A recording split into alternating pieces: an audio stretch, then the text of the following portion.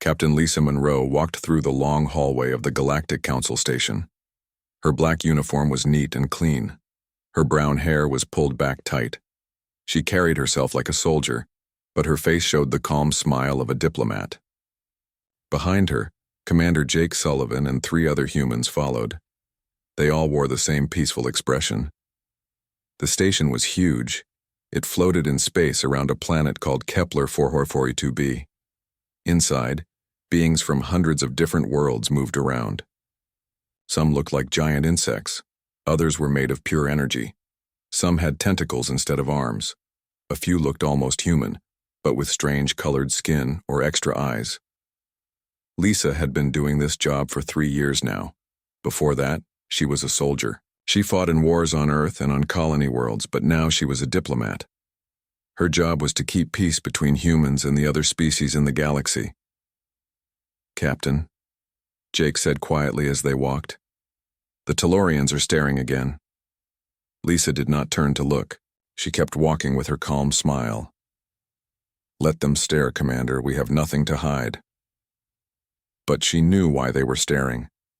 The other species thought humans were weak. They thought humans were too emotional, too soft, too new to space travel. Humans had only been part of the Galactic Council for 15 years. Most other species had been traveling between stars for thousands of years. They entered the main council chamber. It was a massive room with seats arranged in circles. Each species had their own section. The human section was small, only 5 seats.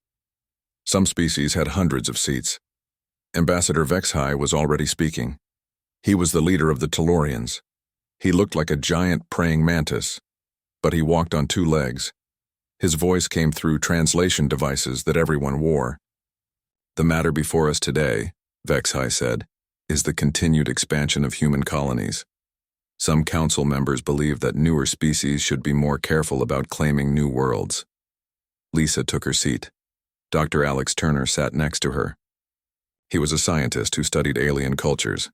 He was also good at reading body language. He leaned close to Lisa. 14 species are supporting the restriction vote, he whispered. They want to limit us to our current systems. Lisa nodded but kept her smile. She had expected this. For months, other species had been complaining about human expansion. They said humans were too aggressive, too quick to claim new worlds, too eager to spread out. High Counselor Zephyra spoke next. She was an energy being that looked like a floating cloud of light. Her voice was cold and distant. "Humans show concerning patterns," Zephyra said. "They react with strong emotions to simple disagreements. They form attachments to individual members of their species. This is primitive behavior. Perhaps they need more time to mature before expanding further." Lisa felt her jaw muscles tighten, but her smile never changed. She had practiced this for years. Stay calm, stay polite, never show anger. Jake was sitting behind her. He noticed several alien delegates pointing at the humans and making gestures. The Draconians were laughing. They looked like large reptiles with sharp teeth. The crystalline collective was humming in a way that their translation said meant mockery. "Captain Monroe," Vexhai said, "would you like to respond to these concerns?" Lisa stood up slowly. She walked to the speaking platform in the center of the room. Hundreds of alien eyes watched her. She could feel their judgment, their amusement, their certainty that she would break down or get angry. "Honored counselors," Lisa began. Her voice was steady and warm. "Humanity appreciates the concerns raised by our fellow council members. We understand that our rapid expansion might seem aggressive to older, more established civilizations." She paused and looked around the room. Her smile was perfect, professional.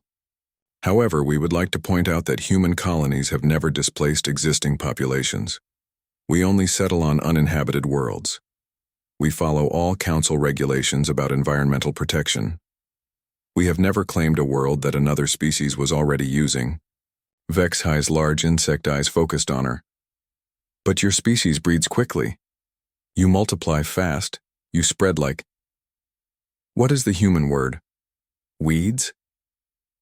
Some of the alien delegates made sounds that the translator said were laughter. Lisa's smile never moved. We prefer to think of it as enthusiasm for life, Ambassador Vexhai. Humans are excited to explore the galaxy. We want to learn from other species. We want to contribute to the Council's mission of peace. Peace, said Ketmore of the Draconians. He stood up without being recognized.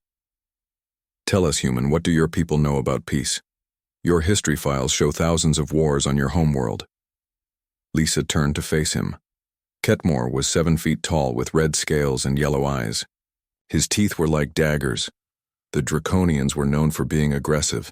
They respected strength and despised weakness. Our history does include conflicts, Counselor Ketmore, but that is exactly why we value peace now. We learned from our mistakes. We choose cooperation over conflict. Ketmore made a sound like a growl laugh. You choose cooperation because you are weak. Your species is soft. You cry over individual deaths. You feel guilt about necessary actions.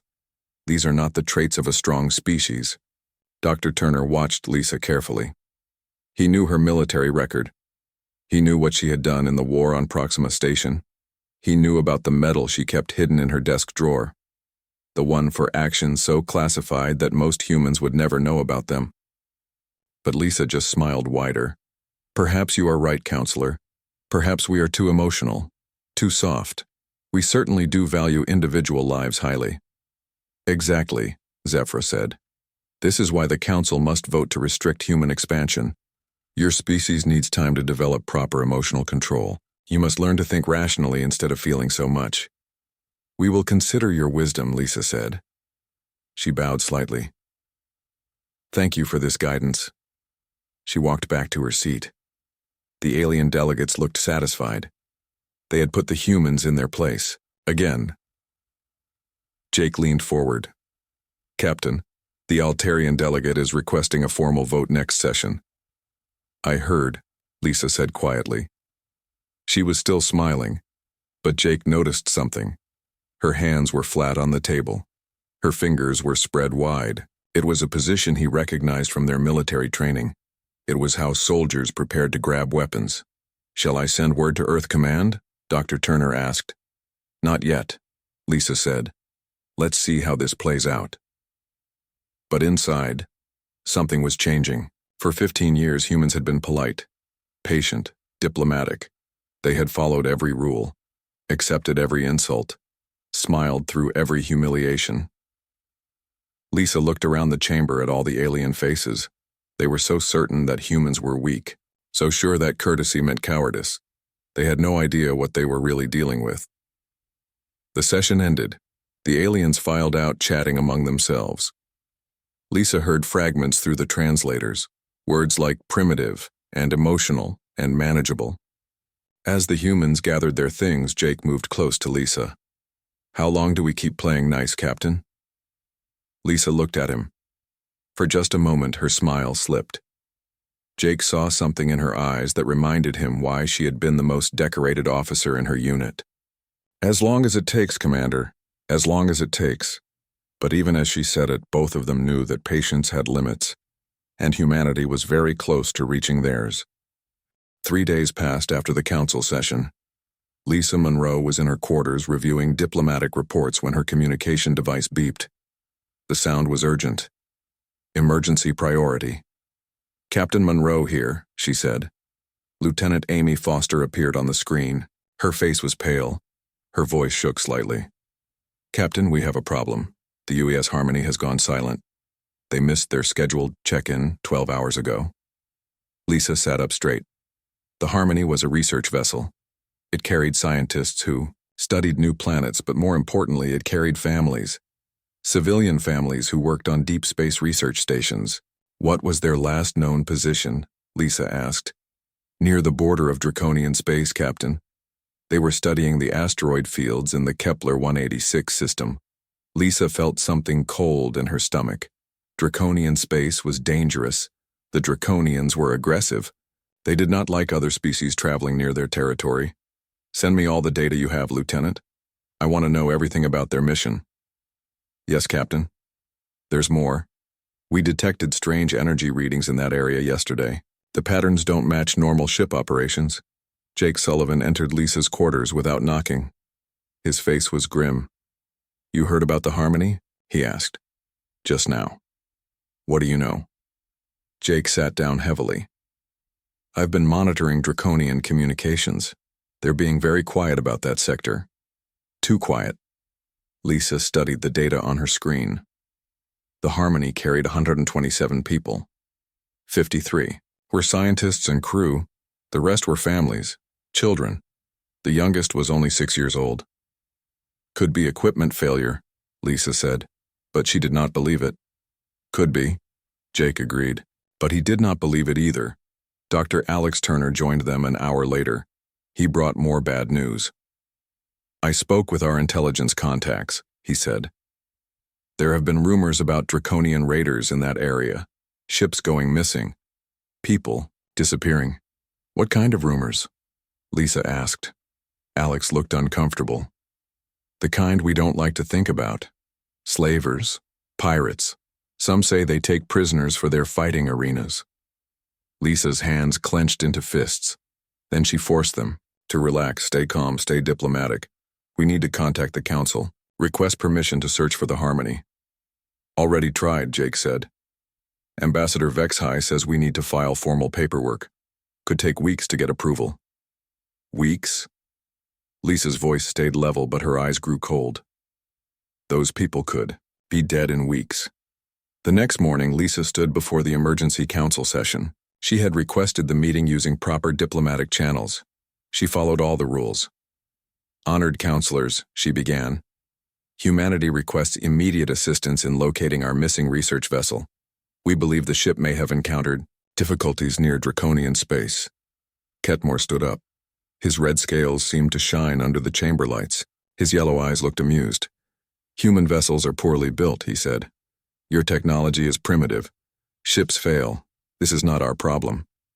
With respect, Counselor Ketmore, we would like permission to send search vessels into the border region. We only want to look for survivors.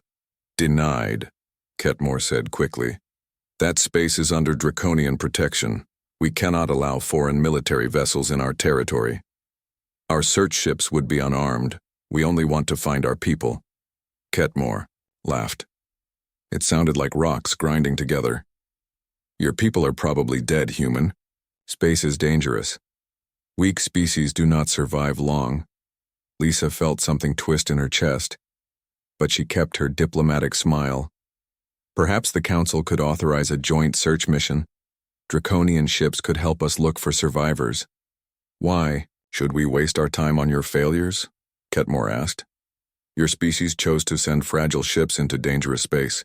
You must accept the consequences. High Counselor Zephyra floated forward. Her energy form pulsed with cold light. The human request is noted. However, we cannot authorize military action based on speculation. Perhaps this is a learning opportunity for your species. Learning opportunity? Lisa asked. Her voice stayed calm, but Dr. Turner noticed she had stopped blinking. Yes, Zephyra continued. Emotional species like humans must learn that the galaxy is not safe. You cannot expect others to risk themselves for your mistakes. Ambassador Vexhai clicked his mandibles together. The council will consider your request through proper channels. This may take several weeks. Several weeks, Lisa repeated. Bureaucracy takes time, Captain Monroe. Surely you understand this. Lisa looked around the chamber. She saw the faces of hundreds of alien delegates. Some looked bored. Others looked amused. A few seemed sympathetic, but said nothing. What if those were your people out there? Lisa asked quietly.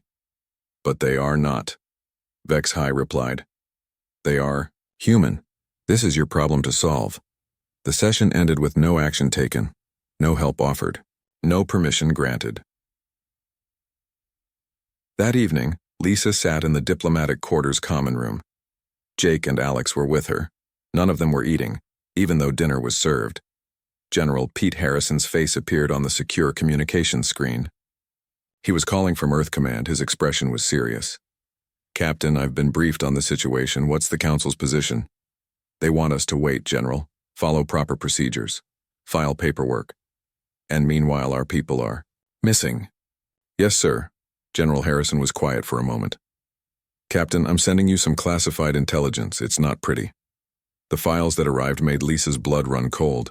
Intelligence reports about draconian raiding operations, ships captured, crews taken prisoner, humans sold to illegal fighting arenas where they were forced to battle for alien entertainment.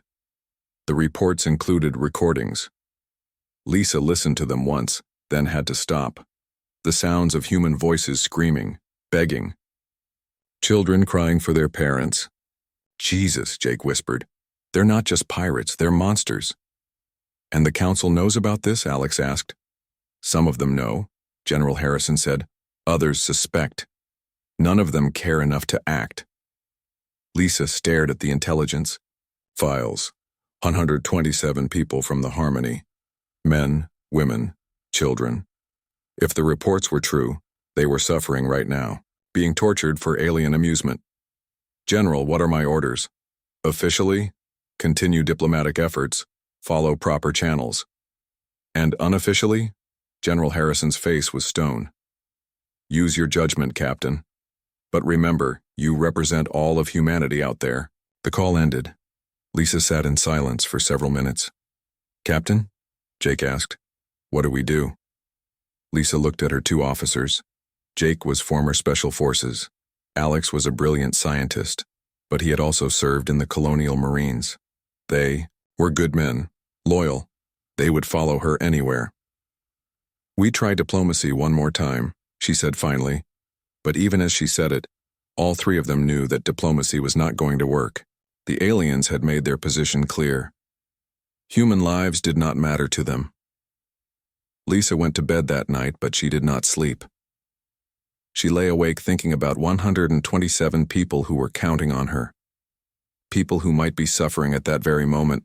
For 15 years, humanity had played by the rules. They had been polite, patient, diplomatic. But there were limits to patience. And somewhere in the darkness of space, those limits were being tested. Lisa stared at the ceiling of her quarters. Tomorrow, she would try diplomacy again. She would smile and use proper procedures and follow all the rules. But if that did not work, then maybe it was time to remind the galaxy what humans were like before they learned to be polite. The emergency alarm woke Lisa Monroe at 3 a.m. Red lights flashed in her quarters. The sound was sharp and urgent. She was dressed and running within 30 seconds. Jake Sullivan met her in the hallway. His face was grim. Captain, we have a survivor. They ran to the docking bay. A small escape pod sat there, smoking and damaged. Medical teams were already working on someone inside. Lisa could see blood on the pod's window. Dr. Turner was there with his medical scanner. He's alive, but barely.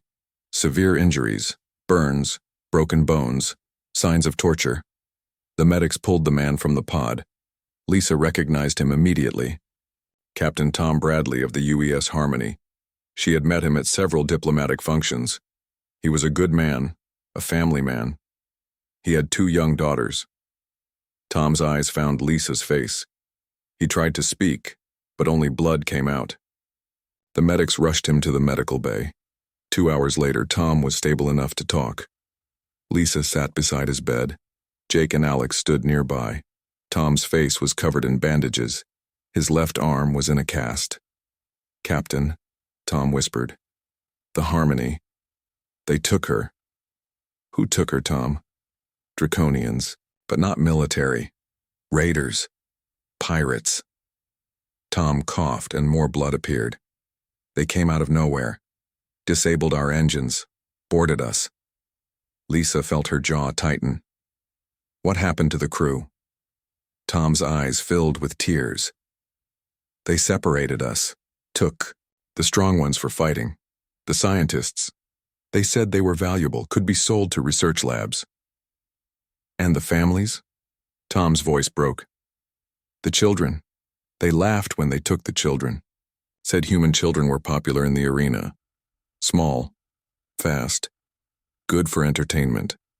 Lisa's hands gripped the sides of her chair. She could feel Jake's eyes on her. Dr. Turner was recording everything, but his face was pale. "How did you escape?" Lisa asked. "They threw me out. Said I was too broken to be worth anything. Told me to carry a message back." "What message?" Tom looked directly at Lisa. "They said to tell the human diplomats that this is what happens to soft species. They said the galaxy belongs to the strong.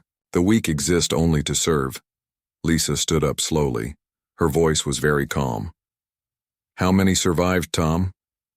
"I don't know. Maybe 60, maybe 70. The rest?" Tom closed his eyes. "Captain Monroe, my daughters were on that ship. Amy is 8. Sarah is 10. They took my little girls." Lisa reached out and squeezed Tom's good hand. "We'll get them back, Tom. I promise you that." But even as she said it, she knew the truth. The council would not act. They would form committees, hold meetings, file reports. And while they talked, children would die for alien entertainment. 3 hours later, Lisa stood before another emergency council session. She had called for it using her diplomatic privileges. This time, she brought evidence, honored counselors, she began. Her voice was steady, but something was different. The warmth was gone. "We have a survivor from the UES Harmony. I would like to present his testimony." She played the recording of Tom Bradley's statement. The chamber was silent as they listened to his broken voice describing the attack, the capture, the separation of families. When it ended, Lisa looked around the room. 127 human beings were on that ship. Civilians, scientists, children as young as 6 years old. They are being held by draconian raiders, tortured, sold, murdered for entertainment. Ambassador Vexhai clicked his mandibles. "This is unfortunate. However, the council cannot act on the word of one injured survivor. We need more evidence." "More evidence?" Lisa's voice stayed level, but several aliens noticed she had stopped moving. She stood perfectly still. A man barely alive in an escape pod is not enough evidence. "Pirates exist throughout the galaxy," High Counselor Zephyr said. "This could be any group using draconian ships. We cannot accuse an entire species based on assumptions." Ketmore stood up. His yellow eyes gleamed with something that might have been amusement. "Even if draconian raiders took your ship, this is not a council matter. Pirates are a local problem. Handle it yourselves." "We are requesting permission to send rescue ships into the border region," Lisa said. "Denied," Ketmore replied immediately. "Draconian space is sovereign territory. We do not allow foreign military vessels." "Then send your own ships. Help us rescue the survivors." Ketmore made that grinding laugh sound again. "Why should we risk draconian lives for human weakness? Your people chose to travel in dangerous space. Accept the consequences." Lisa was quiet for a long time. The chamber waited. Finally, she spoke. "Counselor Ketmore, are you saying that the draconian government will not help rescue children being tortured by pirates?" "I am saying that the strong survive and the weak do not. This is natural law." "Natural law." Lisa repeated the words slowly. "I see." Ambassador Vexhai leaned forward. "Captain Monroe, surely you understand our position. We cannot set a precedent of military intervention every time a species loses a ship." "Every time?" Lisa asked. "How often do you think we lose ships? Full of children? Your species is new to space travel. Accidents happen. This is a learning experience." Dr. Turner watched Lisa carefully. He had studied human psychology for years. He recognized the signs. Lisa's breathing had changed. Her pupils were dilated. Her hands hung loose at her sides. She looked relaxed, but Turner knew better. Lisa was shifting into combat mode. "A learning experience," Lisa said. "Yes, I suppose it is." She looked around the chamber at all the alien faces. Some looked bored. Others seemed mildly interested. A few looked uncomfortable, but none spoke up. "Let me make sure I understand. The Council's position," Lisa continued. "Human children are being tortured and killed for entertainment. The Council will not help rescue them. The Council will not allow us to rescue them ourselves. And this is being called a learning experience." "Emotional attachment to individual members is a weakness," Zephyr said. Your species must learn to think rationally instead of feeling so much. Rationally, Lisa repeated. Yes. The needs of the many outweigh the needs of the few. A few human casualties should not disrupt galactic stability. Lisa nodded slowly. Thank you for clarifying the Council's position. She turned to leave, then stopped. Without looking back, she spoke again. You know, for 15 years, we've tried to learn from you. To be more like you, less emotional, more civilized, more rational. She turned around. For the first time since arriving at the station, Lisa's diplomatic smile was completely gone. But I'm starting to think we had it backwards. Maybe the problem isn't that humans are too emotional. Maybe the problem is that the rest of you aren't emotional enough. The chamber was silent. Lisa looked at each delegation. Because if you could feel what humans feel, you would understand something important. When someone threatens our children, when someone hurts our family, when someone takes what we love and destroys it for their amusement. She paused. Several aliens shifted uncomfortably in their seats. Well, let's just say that humans become very educational, very quickly. Lisa walked out of the chamber. Jake and Alex followed her. Behind them, the alien delegates began talking among themselves. Most seemed confused by her words. But a few of the older species, the ones who had studied human history, began looking through their files with new interest. As the doors closed behind the human delegation, Lisa Monroe was no longer thinking like a diplomat. She was thinking like a soldier, like a predator, like someone whose family had been threatened. The galaxy was about to learn something about humans that they had forgotten. Courtesy was a choice, and that choice was about to be revoked. Lisa Monroe walked to her quarters without saying a word. Jake Sullivan and Dr. Alex Turner followed her. The hallways seemed quieter than usual. Other aliens moved out of their way.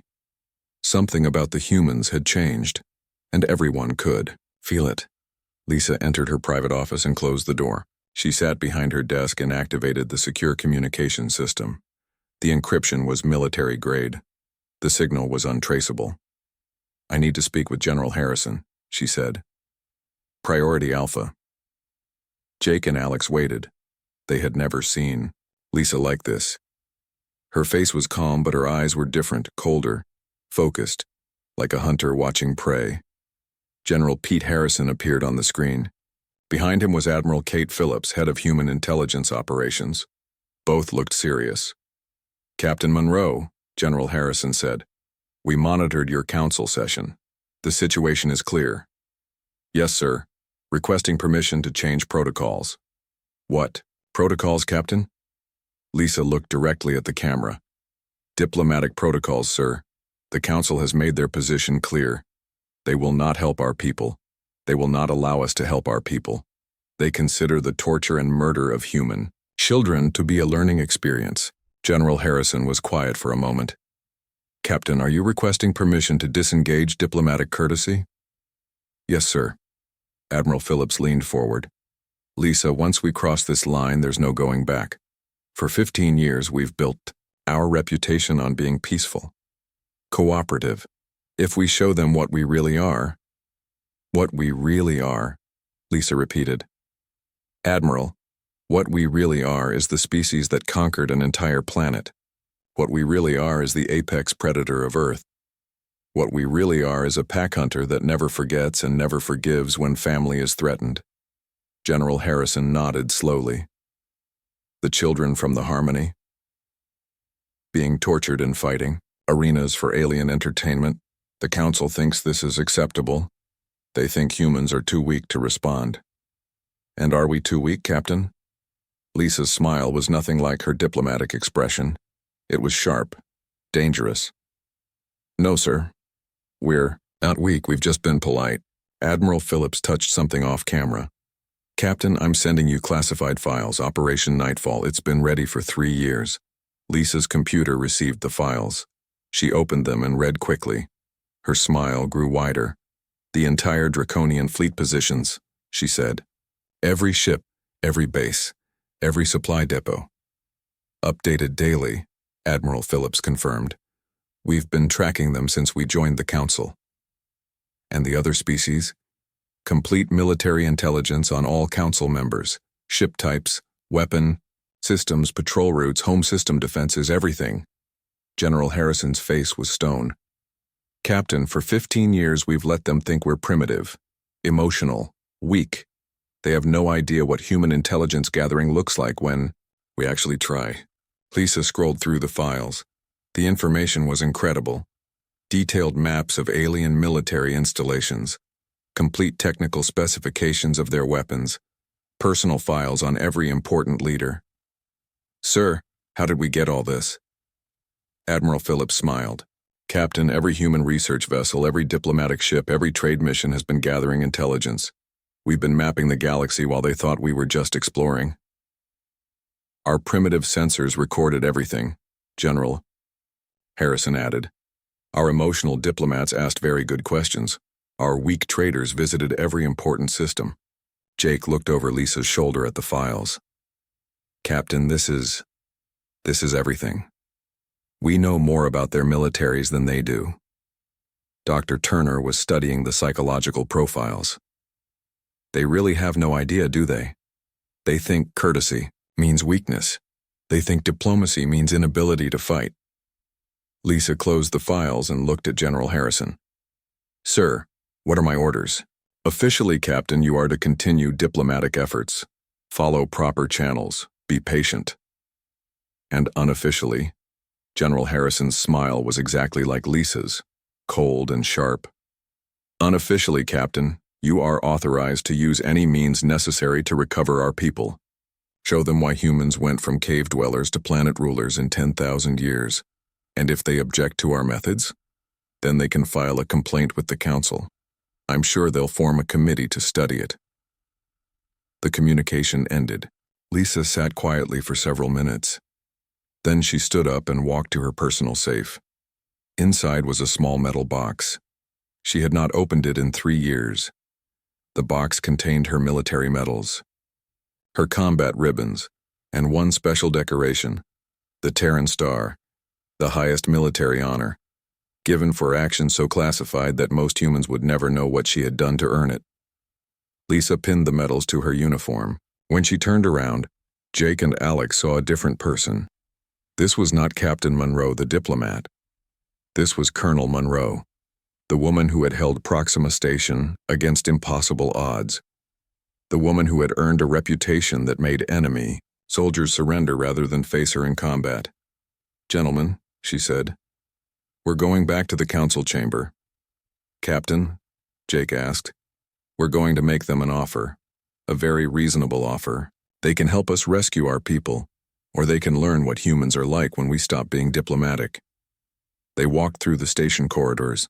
Other aliens moved out of their way again, but now it was not confusion they felt. It was something deeper, something that touched the prey animal instincts that most species still carried. The human delegation entered the council chamber. Most of the aliens were still there, talking among themselves. They looked up as the humans approached. Ambassador Vex High noticed the change immediately. Captain Monroe, you are not scheduled to speak again today. Lisa walked to the center of the chamber. Her movements were different, precise, controlled, like a predator approaching prey. I am requesting an emergency session, she said. On what grounds? New information has become available. High Counselor Zephyra floated forward. What information? Lisa smiled. It was not a diplomatic smile. Information about human nature. She activated a holographic display. Images appeared in the air above the chamber. Star charts, ship positions, military installations. For 15 years, Lisa began, you have known humans as diplomats, as traders, as scientists, as researchers. The images changed. Now they showed detailed technical specifications of draconian warships. You have thought of us as emotional, primitive, weak. More images, complete layouts of Tellurian military bases. You have been wrong. The chamber fell silent. The aliens stared at the images. Perfect intelligence data on their most secret military installations. Ketmore stood up slowly. How did you get this information? Lisa looked at him. We got it the same way humans got everything else. We hunted for it. We tracked it. We took it. This is espionage. This is illegal. No, Counselor Ketmore. This is what apex predators do. We study our environment. We learn about potential threats. We prepare. Ambassador Vexhigh's mandibles clicked nervously. Captain Monroe, what is the purpose of this display? Lisa walked closer to the alien delegates. Several of them stepped back without realizing it. The purpose is to make something clear. For 15 years, we have been polite. We have followed your rules. We have accepted your insults. We have smiled when you called us weak. She stopped walking. The chamber was completely silent. But politeness is not weakness. Diplomacy is not inability. Courtesy is not cowardice. Lisa looked around the chamber. Her eyes met those of every major delegation. Courtesy is a choice, and we are about to choose differently. The implications of her words settled over the chamber like a dark cloud. The aliens began to understand that they had badly misjudged the species they thought they knew. Lisa Monroe was no longer a diplomat asking for help. She was a predator making demands, and the galaxy was about to learn the difference. Lisa Monroe stood in the center of the council chamber. The holographic display still showed alien military secrets floating in the air. Every delegate could see their own species' most classified information on display. You want to know what humans really are? Lisa asked. Her voice was calm, but it carried through the chamber like a blade. We are the species that hunted mammoths with pointed sticks. We are the species that turned wolves into pets.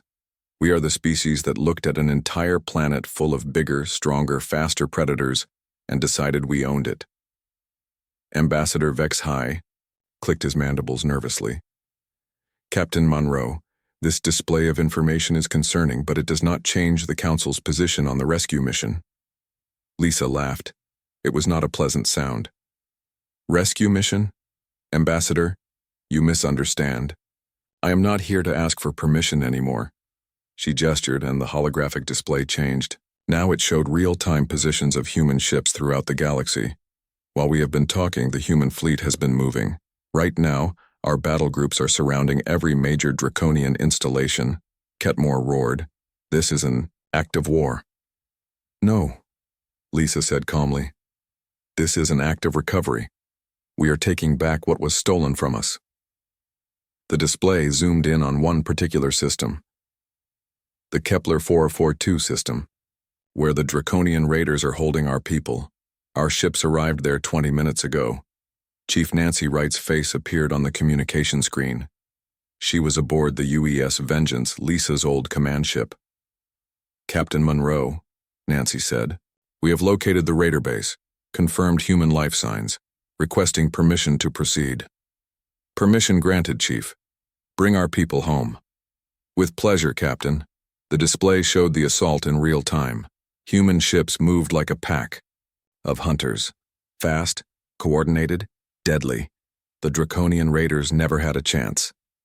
Ketmore watched his people's ships being destroyed with surgical precision. You cannot do this. This is draconian space. Lisa turned to face him. Counselor Ketmore, your people made a mistake. They thought humans were prey. They were wrong. We are not prey. We are pack hunters. And when you threaten our pack, we respond as pack hunters do. The Council will not stand for this aggression. The Council? Lisa looked around the chamber. The same Council that called the torture of our children a learning experience? The same Council that refused to help rescue 6-year-old girls being murdered for entertainment? High Counselor Zephyra pulsed with angry light. You are violating every treaty, every agreement. No, Dr. Turner said, speaking for the first time. We checked. Very carefully. The treaties only apply to conflicts between Council member species. The draconian government claims these were independent pirates. So, technically, we are dealing with a piracy problem, just like you suggested. Lisa smiled. We followed your advice, Counselor Zephyra.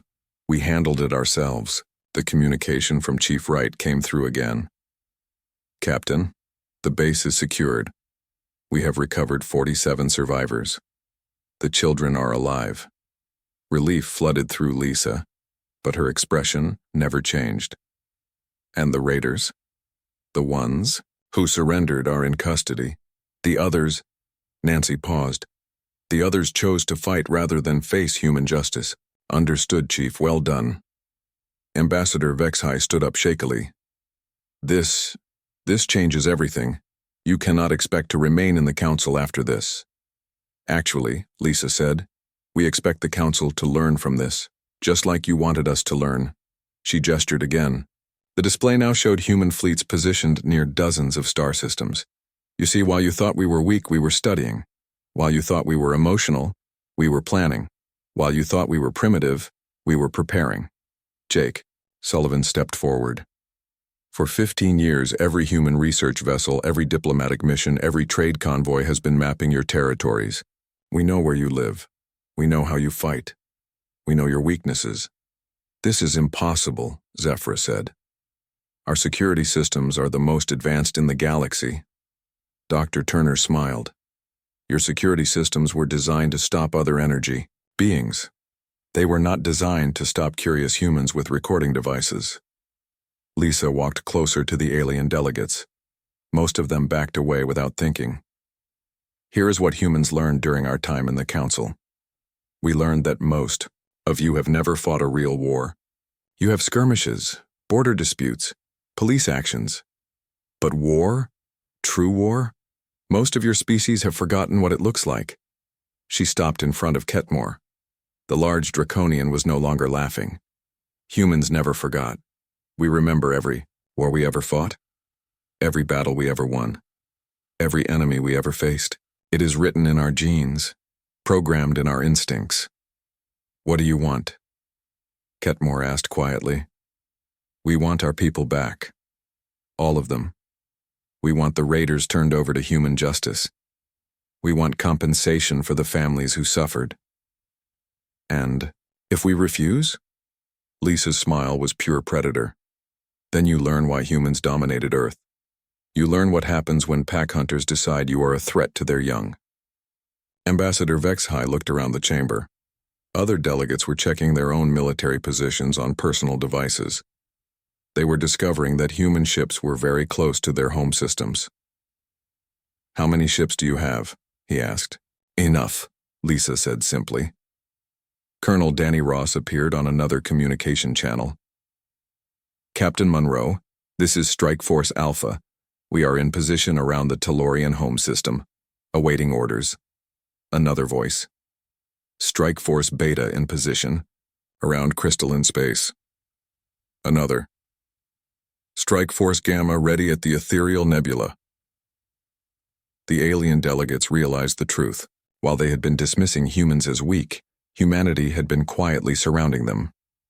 You planned this, Zephyr said. This was always your intention. No, Lisa said. Our intention was to be peaceful, to follow your rules, to be good, council members. But you made a mistake.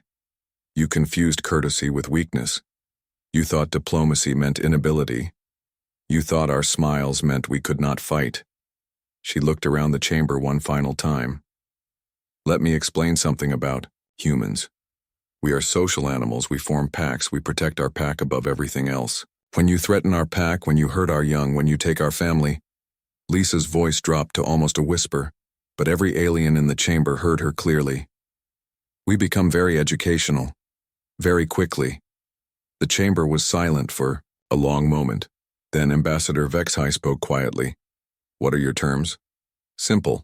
The draconian government will turn over all raiders involved in attacks on human vessels. They will pay compensation to the families. They will guarantee safe passage for human ships in all border regions. And in return? In return, we go back to being polite. We go back to following your rules. We go back to being diplomatic. Lisa smiled her old diplomatic smile. But now everyone in the chamber knew what lay beneath it. After all, we are very courteous that way. Ketmore looked at his fellow delegates. They all understood. The vote was unanimous. 1 hour later, Lisa stood in the docking bay watching the survivors from the UES Harmony come aboard. Tom Bradley was there to meet his daughters. Amy and Sarah ran to their father, crying and laughing at the same time. Jake Sullivan joined Lisa. Captain, the council has agreed to all our terms. They're also requesting a formal review of human expansion rights. I imagine they are, Lisa said. Funny how quickly bureaucracy moves when properly motivated. Dr. Turner approached with a datapad. Captain, intelligence reports that several other species are updating their files on human capabilities. They want to establish better diplomatic relations. Of course they do. Lisa watched Tom Bradley hold his daughters. The little girls were safe. The raiders were captured. Justice would be served. Commander Sullivan? Yes, Captain. Send a message to General Harrison. Mission accomplished. Returning to diplomatic protocols. Yes, ma'am. And Captain? Yes? Jake smiled. Should I mention that we'll be keeping those fleet positions for a while, just in case anyone else needs a learning experience? Lisa Monroe, diplomat, soldier, and apex predator smiled back. That would be very courteous of us, Commander. Very courteous indeed. The galaxy had learned an important lesson about humanity. Courtesy was not weakness. It was a choice, and sometimes predators chose to be polite. But they never forgot how to hunt.